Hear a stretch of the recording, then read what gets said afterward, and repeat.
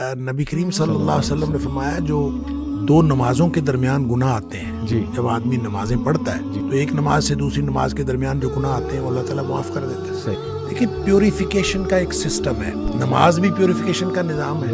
رمضان سے رمضان تک، جمعے سے جمعے تک، ایک عمرے سے دوسرے عمرے تک، ایک حج سے دوسرے حج تک. اچھا یہ درمیان میں جتنے گناہ ہیں یہ جب اللہ تعالیٰ معاف کر دیتا ہے جو حدیث میں آتا ہے تو یہ صغیرہ گناہ ہے، یہ چھوٹے گناہ ہیں جو بغیر توبہ کے معاف ہو جاتے ہیں. جو کبیرہ گناہ ہیں وہ بغیر توبہ کے معاف نہیں ہوتے. اور اگر اس میں کسی بندے کا حق انوالو ہے تو جب تک حق ادا نہ کیا جائے اس وقت تک معاف نہیں ہوتے. لیکن صغیرہ گناہ جو چھوٹے چھوٹے گناہ ہیں یہ معاف ہو جاتے ہیں.